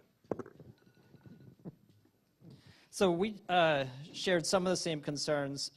One thing that we talked about is that we think it's highly important that any of the new resources that are built in the new development be connected to the existing city. Bus rapid transit is a great idea to run through the property, but if it dead ends at the edge of the new development and doesn't go into the city of Concord to get people downtown or to the hospital, then ultimately it's not successful. All of the new hike and bike trails need to have direct connections to the existing neighborhoods so that those aren't being considered as a resource for people who are buying into new homes, but those are resources for the entire city to share. Same thing with the gray water system. There are many neighborhoods in between the water treatment plant and this development that potentially could be tapped into that if we look at that as a creative resource that we're building for the entire city. In terms of the new economic development, we thought that we should emphasize development of office space and light industrial over manufacturing simply to avoid the environmental impacts that tend to come with manufacturing. But we also want to be sensitive to the fact that we have existing retail and office spaces in the city of Concord that are vacant, and so that we're not building something that makes it harder for those existing spaces to fill themselves. We spent a lot of time talking about how to mitigate the impacts of all of the new housing, new economic development on the existing city, especially the traffic concerns, that we can't simply ask all of the new businesses, the university, the housing to empty out onto Port Chicago and Willow Pass, that we need to look at how do we better connect all of that development to Highway 4. And there's also the suggestion of building a rapid transit center at the opposite end of the property near Bailey Road so that people could gather there, park there, and then take the bus rapid transit through the development to get out to the North Concord BART. Let's hear it for Table 4. Councilman Leone has joined us. Welcome, Councilman Leone. Thank you. Table 3. Who's the spokesman? Very good. I got lucky. So our table came up with really having multi-use everything, actually. So multi-use parks with the dog park that's easy to get to, and the either transit or walkability throughout. Grocery stores that you have choices, between, like Safeway, or it could be local produce, or it could be ethnic. Medical facilities that are easy for, medical facilities that are easy to get to, like seniors, maybe walkability, little clinics that are close to homes. There was a constant theme of accessibility and, ADA compatibility. There was also some thought about integrating job creation with the universities, also having some homeless outreach or any kind of outreach, all integrating with the university and the local community centers. And then, performing arts. They wanted to have that also integrated with the universities and kind of the local community, having maybe some places where people can go and actually perform. Did I miss anything? No? Okay. Thank you. Table 3. Table 2. Mr. Donnelly. We discussed what defines a world-class city. What was important to our table was the architecture. They wanted to make sure it was also very walkable and ADA compliance at intersections, meaning that it doesn't back up the flow of traffic, but you remain with sight lines so you can see Mount Diablo or you can see what's going on. They also talked about the importance of bicycles, and they'd like to see local businesses, mom and pops, rather than something like Starbucks, to really have that sense of place. For item B, which is how the definition of One Concord and how it should be reflected, they discussed making sure that there are attractions that existing residents will want to take advantage of, so destination places for people to go.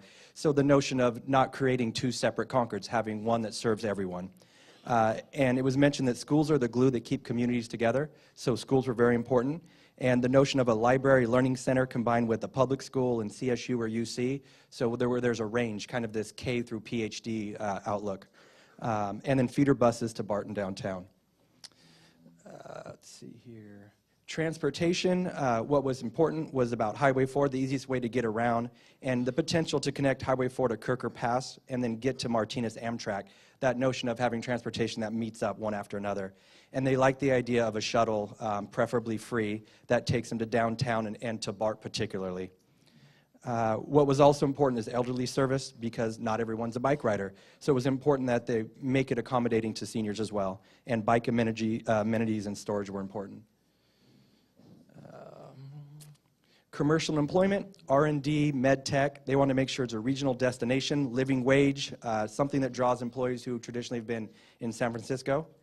They also like the idea of community gardens in each village, and potentially more than one, and having them near grade schools so the kids can go and tend to the farm as well.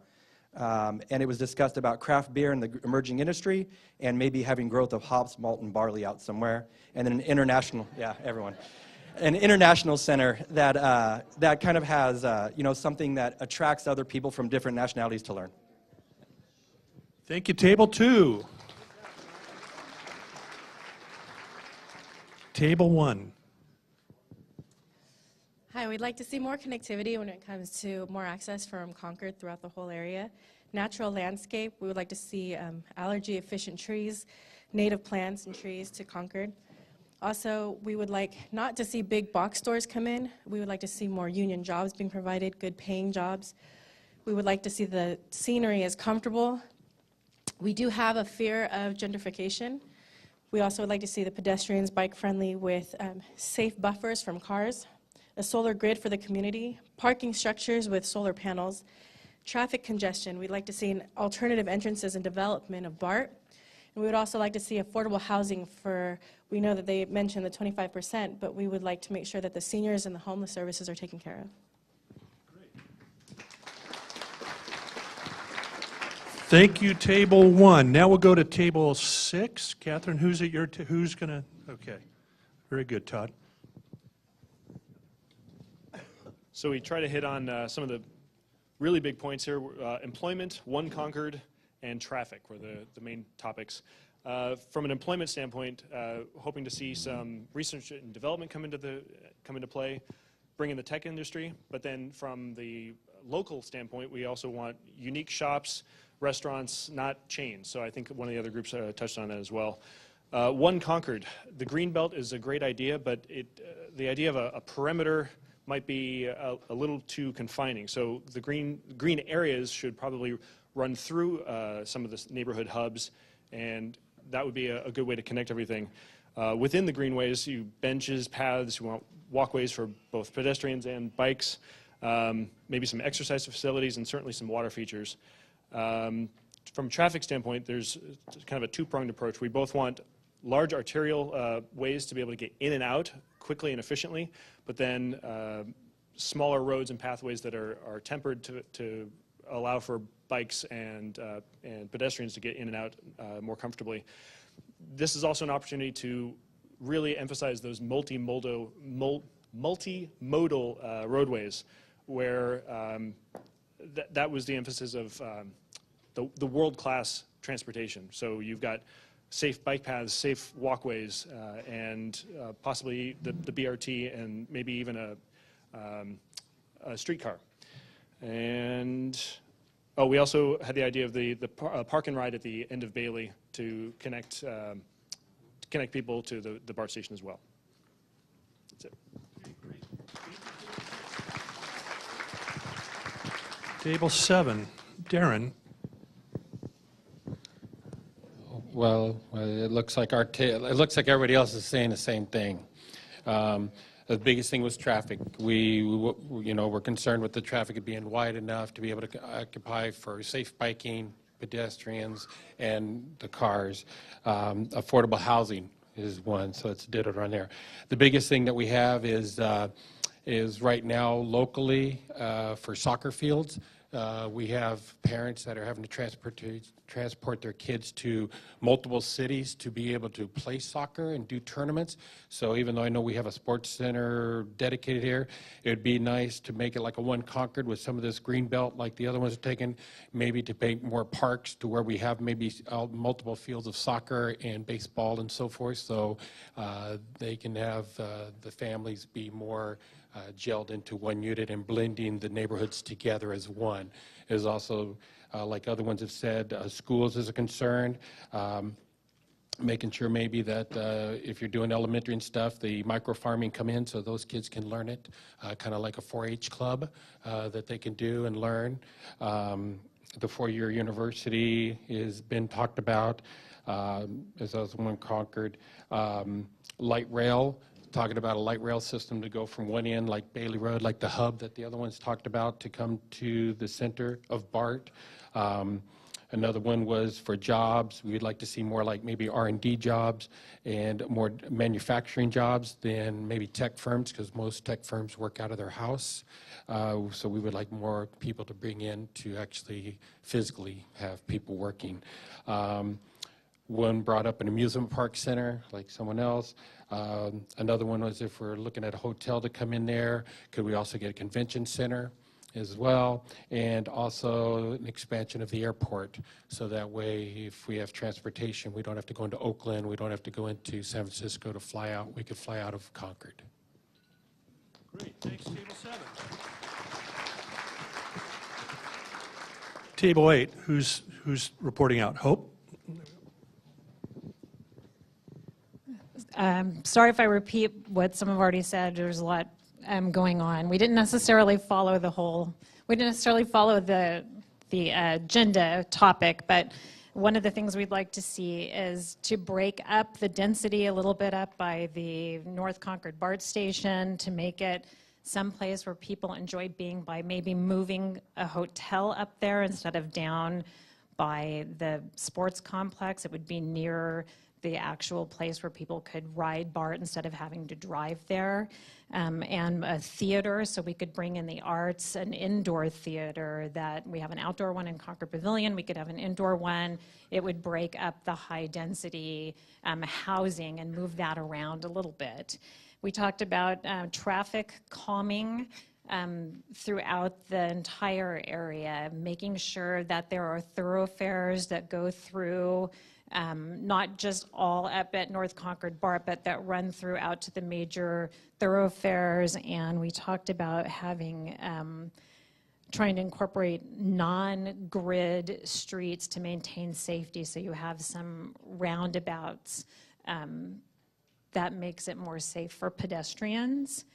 There was a lot of people really like the idea of urban farming with the small green space parks, and I think that we agreed that we did not want it to become another shopping mall. We have a lot of shopping malls, and on that same note, somehow trying to maybe condense the transit villages so that there are not we're not trying to incorporate 4 transit villages, maybe make 2 retailish areas where all those neighborhoods would go to.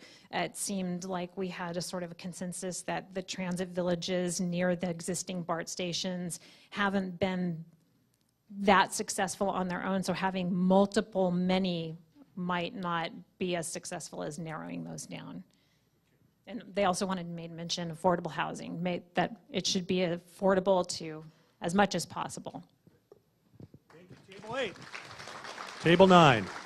Sue. First, I'll say ditto to everything. That was great, you guys. So a couple other things. Integrated bus routes. Nobody likes to spend 45 minutes going across Concord, do they? Anybody here like that? Good, I'm glad to hear that. I don't either, I hate it. Deckinger impact. If you look on the map, there's a Deckinger Road. We're really concerned about that impact on Deckinger. It's a small street right now. What are we turning it into? So if we're making one Concord, thank you people who live on Deckinger. I hear your pain. Let's make it so that it's not so ugly, right? We had a person at our table from Bay Point. He was concerned about what's it going to impact Bay Point. What's that going to be for Bay Point? Are we going to welcome them, or are we going to keep them more isolated? So I appreciate him being here. He gave us kind of a unique perspective on our neighbors and kind of the impact of the development on them. Building heights. We're looking at 3 stories. I don't think anybody wants their views from the top of Newhall Hill, where I often run to. I like looking out at the Carquinez Straits, and I want to continue to be able to see that for a very long time. We would like companies, thank you. We would like companies that actually pay a living wage. I think we have enough retail in Concord that pays minimum wage. We need a living wage so people can live where they work. Yay. We'd like to get some high-tech industry in here. I think Shadelands is a good example of locally where people have brought in like Children's Hospital, Del Monte, a lot of high-tech kind of industry where people actually make a really good living and can live very closely to where they work. And I also love the idea of having a campus here in Concord, but I'd like to have that campus of higher education tie into the industry that we have here. I think we have lots of opportunity to do that, and our group felt that was a really good idea. One last thing, multi-generational performance center, and we love the village centers, but no retail, urgent cares, daycares, senior care, community center. All right. Thank you, Table 9. Table 10. Michelle. Hi, thank you. So our table started off with trying to tackle the idea of a world-class city. How do we define this? And for us, we thought that what really separates Concord from the Bay Area is the amount of land that we have in this project and the natural resources, Mount Diablo, the hills, the views of the bay.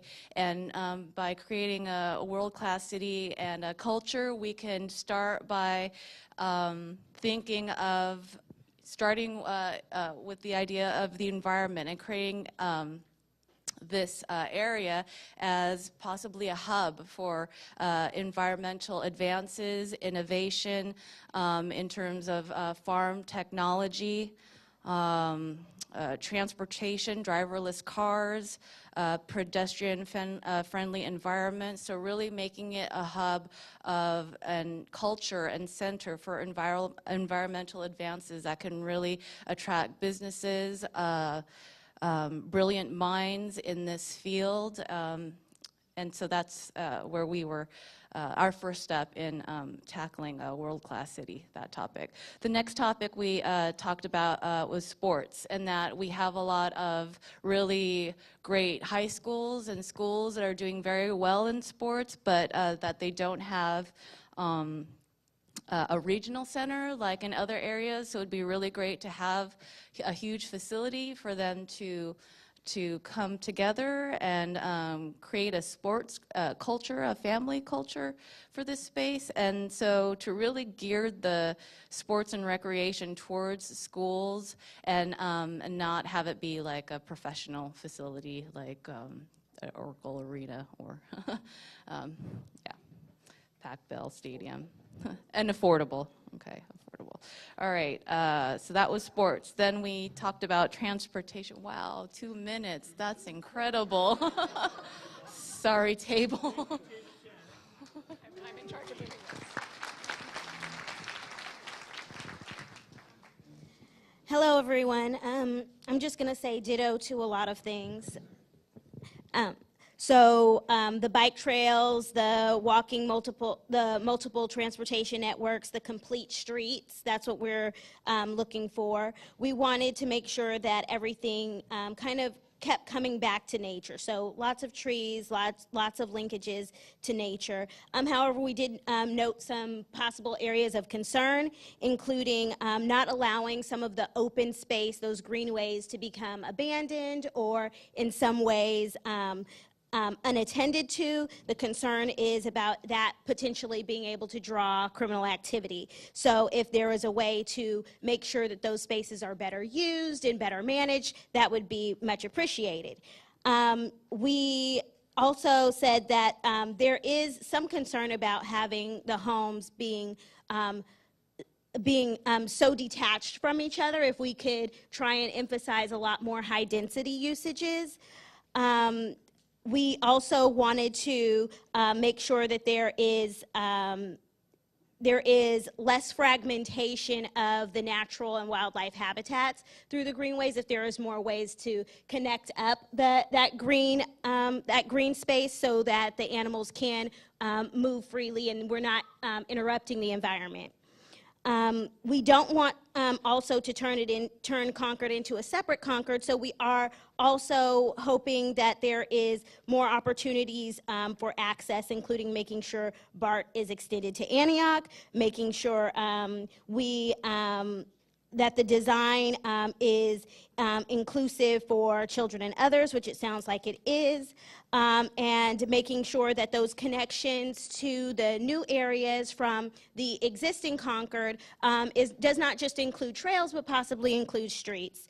Lastly, we had some questions about making a determination on prices for affordable housing, maintenance and upkeep of the streets. Is that going to be, whose responsibility is that? And also what types of affordable housing you're intending to include. Is that designated space? Is it everywhere? Where is it?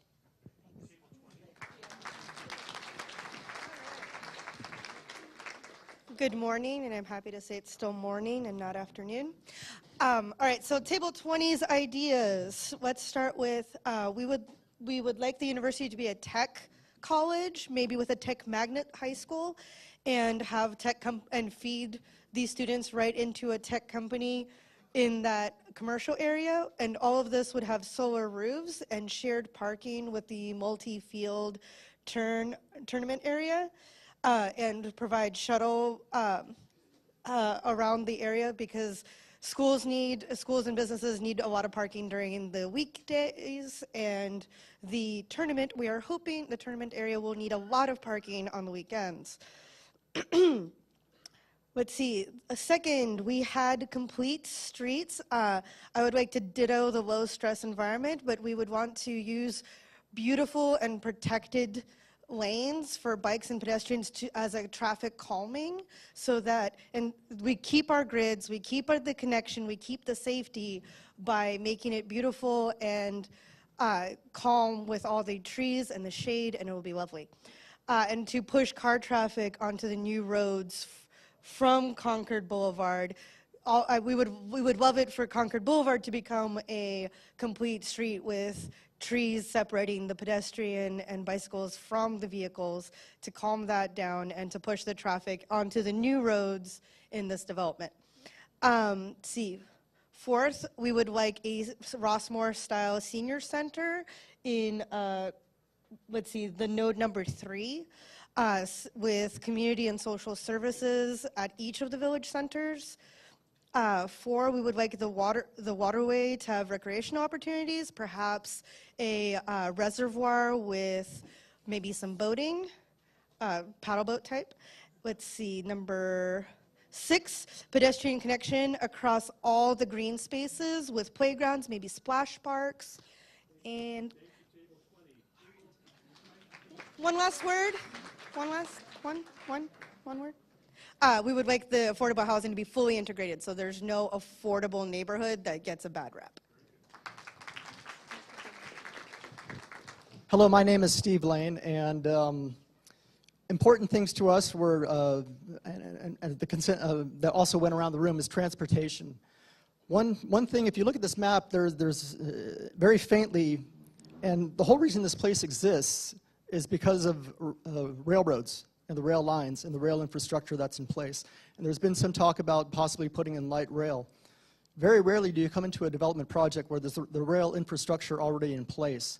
And that could be done here. You could provide natural gas, rail cars, clean burning electric rail cars, something to that effect.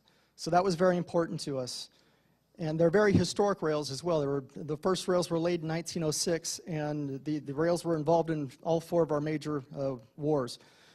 And we also want to get people out of their cars for commuting and bring the businesses and jobs into the project. And we also think that a university campus would be very important, and that this campus be a 21st century campus, and be accessible to all, not only in terms of transportation, but also in terms of needs for the community. And the money should be a moderate cost charge for the university, not be a private university. And also provide jobs for the businesses that are going to go here, or education for the businesses that are going to go here. And one question came up: what are the benefits to, old Concord, or the Concord that we know now, from this project? Will tax money be going back into the infrastructure of Concord, street repairs, sewage repairs, and so forth? Another issue that came up was the construction companies being involved in this project. Are they going to be local union companies? We feel they should be exclusively involved in the project and should give back. And one final thing, if I may, is the senior housing. What percentage of the 25% affordable housing is going to be the senior housing? Will it be 5% will be senior housing? Will 10% of that? So that's a question that needs to be answered.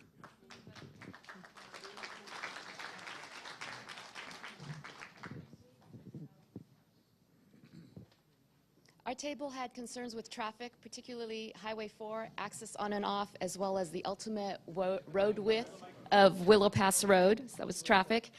We're interested in open space, specifically preserving the hilltops. For education, as other tables mentioned, we're also interested in the higher education, as well as an art center or some sort of community facility building for the arts. There was a lot of discussion about the existing downtown and making sure we preserve it and not abandon it when this new area is created. Regarding jobs and employment, high-tech and technology jobs is what our table was interested in.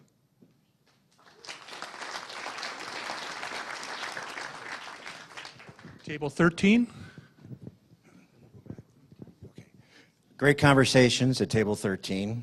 We were very bullet point oriented, though. Growing food, is it going to be safe in the soils due to past Navy activity? Mobility, bike lanes, of course, complete streets. School capacity, how's that going to work out over the years? Is there really enough retail demand for what's proposed on the site? And will there be local business opportunities, or are they just going to be farmed out to chain stores? A lot of energy needs to be spent on attracting a big magnet, whether it's a university, a big company, and could they use Buchanan Airport, where I bring my private jet? So great opportunity there.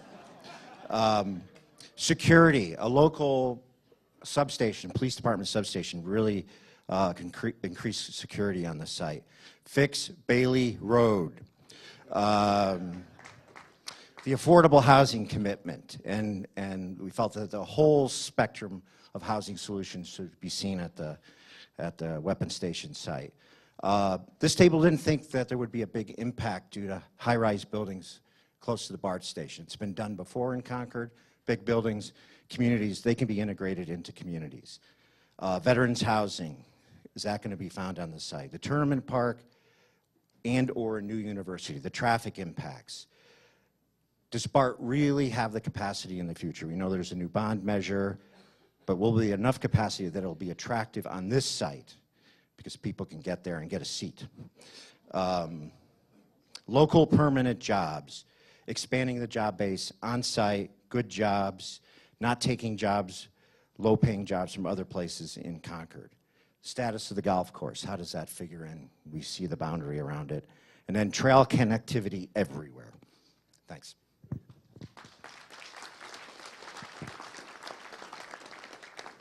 Table 18. Table 18. Hey, everyone. So our team spoke about what is a world-class project. For us, that meant something that set the standard, that included affordable housing, like a lot of you have mentioned, distinctive architecture, urban design, communal spaces for exchange and learning, which includes community centers, amphitheaters, open streets, places where people can meet. In terms of the idea of a one Concord, pathways to move in and out, a friendly walk through the neighborhood, breaking down barriers to make it more inclusive, revamping the BART parking lot, local hire, quality jobs, in terms of, I'm trying to get through this whole list, in terms of commercial and retail, no one wanted a Safeway, Trader Joe's, Sprouts, Winco, Rayleigh's, diversity and variety, mom and pop operations, local hires so that folks don't have to commute out of Concord for good jobs, good quality union jobs, transportation, consistent circular loop, have the transit service in effect prior to opening, a bus system connected to the county connection, and let's see, what else? And then other comments. Oh, I thought this was really powerful. We also talked about drawing on the history of the area, Port Chicago, that Navy history, having a museum, some sort of statue to remember that. Also the displacement history of farmers who were displaced by the Navy's expansion, as well as Native American history. And then finally, homeless services, accommodation for unhomed and homeless people in this area. Thank you. Well done. Table 17. Thank you, Nancy. Hi, everyone. Many good points have been made, and we agree with most of those. I'm sorry. Huh? I have to talk louder? Sorry. Our main focus was on the world-class facility, the world-class designation, and One Concord. We want those to be the same. We'd like our community as a whole to be the world-class model.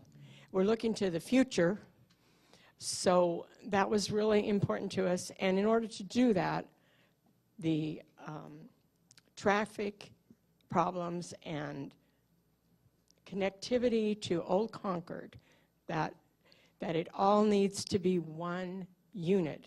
Whether that, and we do think the public transportation is very important. We also might think about overpasses and underpasses to help with that. And another, all the things on this list, that paper that we have, they're all important. Schools are very important, medical facilities, senior facilities, all of those things are important, but we wanted to really impress that we need schools and everything out there, and that we really want it all to be connected. That's really important. So thank you very much. Thank you, Table 17. Table 12. Thank you. So some of the things that were important to our table are the same as what everybody else has been saying here. But to start off with, this project we feel that it should be built with environmentally responsible materials using local labor, union labor. A lot of you agree with that. We also think that this should be something that ties into the city. It's becoming a part of us. We're not becoming a part of it. And that should be represented, as somebody had just said about the museum showing the history. Maybe that could be represented as a walking tour through that open space, showing what Concord used to be and what it is now, and maybe what we hope for the future. That should also include things like public art, public spaces where artists can come, create, places where the rest of the community can come and create something like a community center with a tool library, studio space that can be rented out to local artists. We're also really concerned, like the rest of you, with no big box stores. We want emphasis on local businesses, priority on local hiring, really just focusing on the citizens of Concord and making sure that they have priority in this space. As far as parks, we would love to see things like a disc golf course that has absolutely zero impact to the environment, but provides a lot of entertainment and exercise. Bocce ball courts, dog parks, places to get people outside and active. Local farmers markets, a place for the community gardens that have been talked about to sell their produce to the community. We'd love to see a nightclub. Let's bring some jazz to Concord and make it fun. We have nothing like that here now. Just really thinking about what are the reasons that we leave Concord and what we do outside of our city, or what we really want to see here so that we don't have to leave anymore. We'd love a world-class library that has an education center where the community can learn skills that they don't have now and better themselves. Something like maybe a nonprofit hub that's tied in with that library. As all of you are, we're also concerned with the traffic. We all live off of Willow Pass. Please make that good. Thank you. Table 12. I'm going to go table 16, and then we'll finish up with table 11. Table 16, Michael.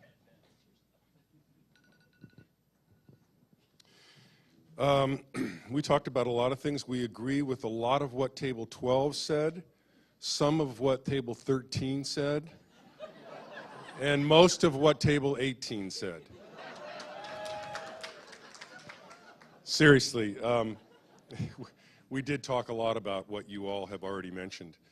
The one thing that just came up at the last table that we talked seriously about was the world class, and one Concord, and how they should be the same, all inclusive. Seniors was a big topic, how that pans into the affordable component of the project. There was a lot of talk about the tournament facility and how that can help not only bring in outside tournament uses, but for all the club uses of the city and all the sports that are going on now that are having difficult times finding places to practice and play their games as it exists. Thank you.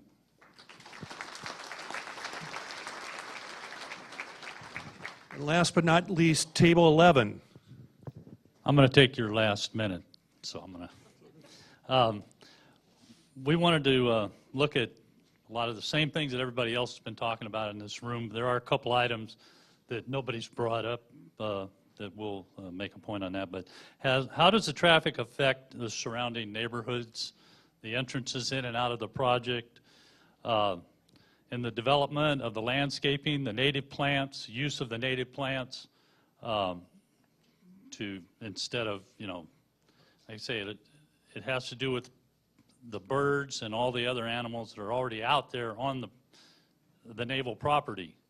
You have a creek that runs through there. You're going to have raccoons, you're going to have possums, you're going to have all those things you're going to have to deal with. So, safety, fire department, police department, concerns about that. How's it going to affect the city of Concord?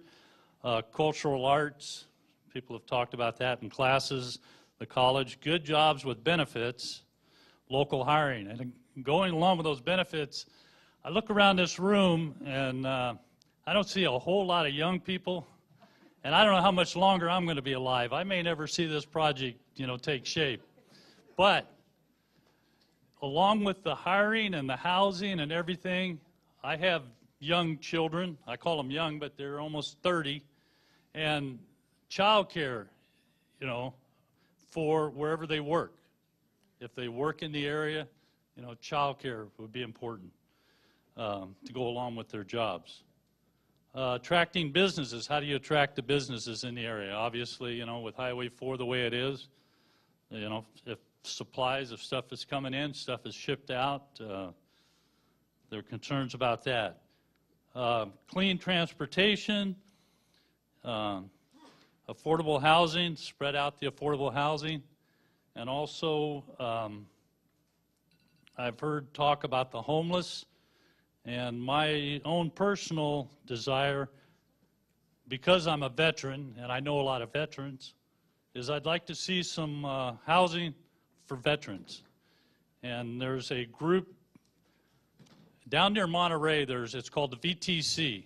When they turned over Fort Ord, they put this together, and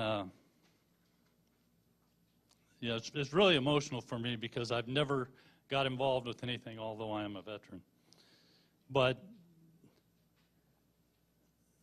there's a huge problem with veterans, and we're not at war now. We do have conflicts around the world, but there's going to continue to be wars. There's going to continue to be veterans, and I'd like to see something like what they have in Monterey happen here, where they could get an education, where they can get all the help they need. Thank you. Thank you, table 11. Thank you, Ken. Thank you. So before we wrap up, there's a couple announcements, and I want to explain to you a little bit about what we're going to do in terms of next steps, how we're going to use your hard work. There's a couple, okay. But there's a couple introductions I want to make, or do you want to make your teams? There's a couple additional introductions. So Rachel's going to make a couple introductions, and I'll talk a little bit about, and if you want to talk about next steps, you can talk about next steps, and then I'll, okay, good. I realized I didn't introduce our 5-point team, so I just, a few folks could raise your hands. Who's out? Kofi Bonner, who's the president of the Northern Region of 5-Point. And we have Dennis Costanza, who's head of public relations for our company. And Jackie Spear, who's with marketing. And Cheryl McKibben, who's with marketing. And Julie O'Donnell-Lovett, who's with marketing. And Michael Olson, who's our senior development director. Who else? Who else did I miss? Anybody else here? Who? You're pointing to someone. Oh, Lindsay Eastwood, who's our special projects manager. So I just wanted you to know our team and forgot. And I also want to thank you for those comments. Wow, that was really, really valuable. That's what we wanted to hear today. And we're going to take this information back and really make use of it. So thank you very much for that. And I also wanted to introduce our transportation consultant, Kevin Johnson with Fair and Pierce, because I know traffic was a big issue. You want to stand up, Kevin, so people can see you? And he'll figure it all out. He's going to solve it all. Okay, thanks. Thank you. I want to thank you on behalf of the city as well for all of your comments and all of your hard work today. We gave you a lot of information to start the day. You've now given us a lot of information. I want to tell you where we're taking this in next steps. So the next time the Community Advisory Committee, and they're scattered amongst you, the next time they meet will be in a meeting format, will be on April 18th.